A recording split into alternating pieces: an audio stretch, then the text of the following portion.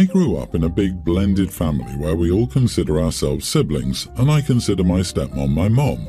All of us kids are close except for one, my stepsister Leanna, fake name. My parents think it's just because she didn't grow up with the rest of us, but that it's okay, and it's not. Yes, by the time she came to live with us, she was almost 18, but it's not because of that. It's because she cost the rest of us our futures. See, when she came to live with us, she'd been independently homeschooled.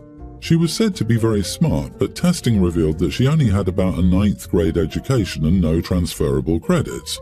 Neither our school nor the public wanted to place her above 9th grade. Since she was only about a month from turning 18, this would mean she would be in high school until her 21st birthday and would more likely than not have to drop out anyway. The only other option was to have her get a GED. They were devastated, especially because she had an offer from family friends to get her into and through college if she did a specific program in which she did have an advanced education. If she didn't graduate that year, they would question how bad it was and likely rescind the offer. The only other option was for her to get a GED, which would force the family friend to revoke the offer even if they still wanted to help because she could never get accepted with a GED. My parents worried about this until someone they knew, who was the administrator of another private school, offered to help out. They offered to enroll her as a senior and she could spend the year catching up, provided they saw it in their hearts to give a donation, of course. $100,000 later, she graduated from an accredited high school and moved on to college. My family is just regular middle class, so paying that meant that the rest of us had to take out massive student loans, and my younger siblings even had to switch to public school. My older brother got some help before this, but there wasn't a dime for the rest of us. My parents justified it by saying that they had to do it because it was their job to give all of their kids as close to an equal start to their lives as possible, and this was the only option to do that for her. My mom asked why we all have strained relationships with Leanna, and it finally came out that, truthfully, we resent her for the enormous financial load she caused on us and the entire family. It's been 10 years, and she's never even tried to apologize or make amends, and it's grating. Now my father says that Mom has fallen into a depression because nobody loves Leanna but her, and that we weren't a family despite everything she's ever done. We are a family, just not with Leanna. Am I the idiot for reminding my parents that my stepsister ruined our family's future? OP, so what was Leanna's big offense so bad you refused to give her a chance? Oh, I get it, she existed. You are the idiot. Leanna was a child who was failed. You act like her situation is her fault when it's not.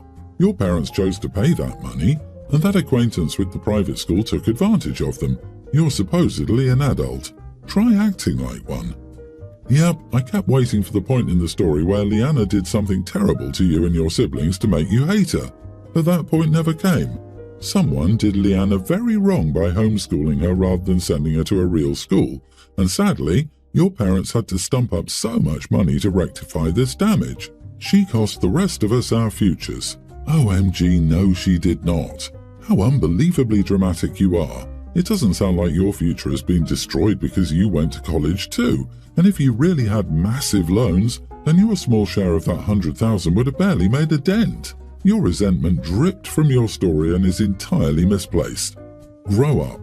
Yeah, 100,000 divided by at least 4 more kids would have been 25,000 each. It's a nice amount of money, but that barely covers 1 year of education. They would have had to take out massive loans anyway. Leanna may not have been the one to do the action, but she 100% knows that her siblings got nothing because she got so much. Leanna isn't an idiot. Maybe an "I'm sorry our parents failed you by helping me" would have been appropriate, but neither is OP. The parents are 100% idiots. I'm 5 months postpartum and our daughter is breastfed. My 30th birthday was on Thursday and I wasn't able to go out that day due to my husband working and no sitter, but he told me to make plans with my girlfriends for yesterday because he didn't work, and this way I could pump extra just to be on the safe side. This would have been the first time I'd done anything in over a year and a half.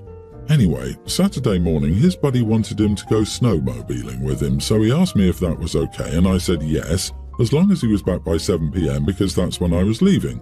He said he'd be home a lot earlier than that. Well, around 4 p.m.-ish, I got a text from him saying that his buddy got the snowmobile buried because he went off trail and they were trying to dig him out. I reminded him I had plans to leave at 7, and told him to be safe and quick about it because they were an hour from his buddy's house on the trails. Needless to say, he didn't come home until 10 p.m. and he'd been drinking. He said he only had 4, but that makes no difference to me. I told him to sleep on the couch, and in frustration, I cried myself to sleep.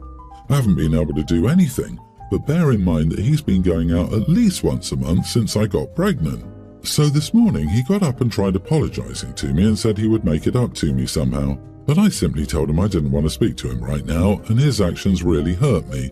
All day he's been trying to corner me into discussions about it or trying to wrap me in hugs, but he won't leave me alone like I asked. So I've not only started avoiding him but also giving him the silent treatment. He's now angry with me and saying I'm being childish and that this was a one-off. He's never done this before, so given that it's a one-time mistake, I should be more willing to forgive him. I understand that this is a one-off thing, but given that it just happened to fall on the one time I had plans that he told me to make, I find it wildly coincidental. Am I the idiot? Not the idiot. Start making plans to go out once a week. Your husband should be taking care of the baby, not a sitter. He needs to experience what it is like to take care of a baby, so go out to the spa on a Saturday, meet your girlfriends twice a month for dinner, go to the movies and take a fun class. It's your husband's turn to be a dad. And when he asks if he can hang out with his buddies on the day you have plans, the answer is no. He's uncomfortable with his guilt and is trying to manipulate you into being okay before you're ready. He doesn't care that he abused your time and feelings. He cares that his doing so is inconvenient. You're not giving him access to your companionship and intimacy. He seems to believe experiencing guilt or remorse is the punishment or doing the work. He doesn't get to decide when he gets forgiveness under the guise of cornering you to talk it out. Totally, I'm mad at you for being mad at me. Exactly. How dare you still care about my egregiously poor behavior less than 24 hours ago? He acts like he forgot to pick up the dry cleaning. What he did would have left me unspeakably angry and ice cold. You didn't get to go out on your 30th, and he promised you that Saturday was your time to celebrate. He was a complete idiot. He made a very deliberate choice. Several. How do people end up in relationships with others they seem to hate? My 25 male sister Rosie, 29, and I had a very close bond ever since we were kids. Our parents got divorced and we used to live with our mom, who was an addict. She was abusive and neglectful. Through all that, my sister was my biggest rock. She protected, cared for, cooked and raised me till I was 13. Afterward, we started living with Dad and things got so much better. She passed away 2 months ago from ovarian cancer. We were prepared for it, but it was still obviously very hard. After her funeral, I told my girlfriend, she was staying with me for a week, her house had some work being done, that I was going to be spending time with my family. They lived close by that week. She was kind of salty about that, but it was sorted soon. I'm doing better now. Sis loved roses. Her name was Rosie too, so as a memory and to pay respect to her, I've decided to get a tattoo of a rose. Nothing big, just about 2 inches on my upper arm. My dad decided the same. I was telling my girlfriend about it and she got very angry and started screaming about how disrespectful it was to tattoo another girl on me. I told her it's my sister we're talking about and my dad's getting one too. She says that's different. She started screaming, so I walked away. She's now gotten a friend involved who says the only way I should get that tattoo is if I also tattoo my girlfriend's name on me, and she agrees. I think that's stupid as heck. We've been together for a year and she expects me to tattoo her name on me. She then proceeded to say how I must love her sister more than her, and I told her that's not a fair comparison and it's a different love. She isn't ready to listen. I don't know why she's so bothered by her. When my sister was alive, she lived close by too, and I used to visit her twice a month. Some siblings might not be close, but we've always been. It's not like we were touchy around my girlfriend because we were both not affectionate. My girlfriend thinks it's incredibly selfish and disrespectful to her that her boyfriend has some other girl tattooed on him. I don't see how. My sister and my girlfriend used to get along, but now she says sis is dead, so I need to let her go.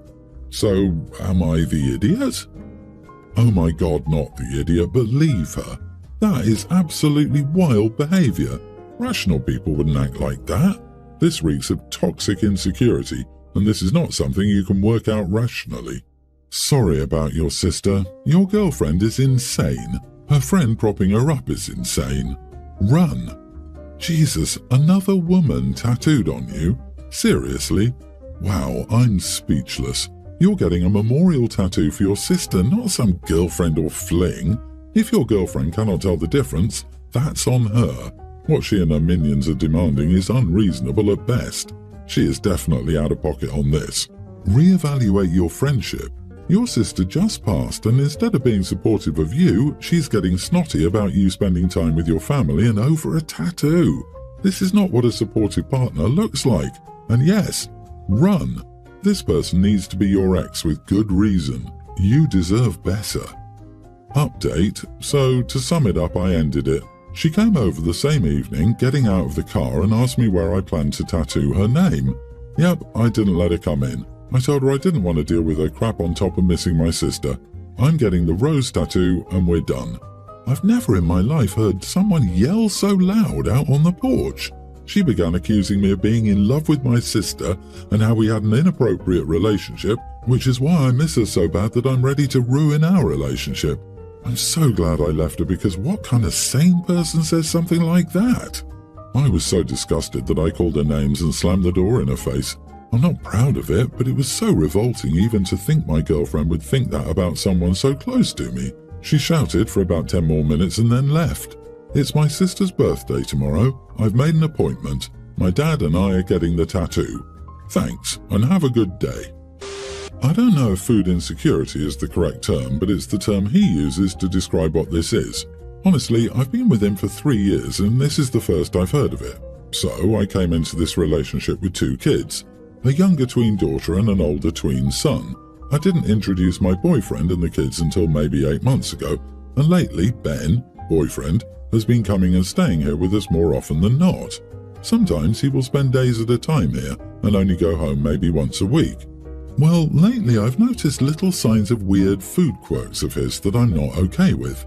He eats enough for 5 people's days worth of food, or instead of letting my kids dish out their food as I've always done, he's been doing it and giving them maybe 3/4 of what they would usually eat, but then loading up his plate to the fullest it could get. I pay for all the food, just so it's clear. One time last week, my daughter had asked for more food and he spoke up and said, "There isn't enough for everyone to have seconds." I stepped in and said that she could have more and that there was plenty for the kids to have seconds. I didn't tell him this, but I was so grossed out by it because he literally had enough on his plate to feed 3 people.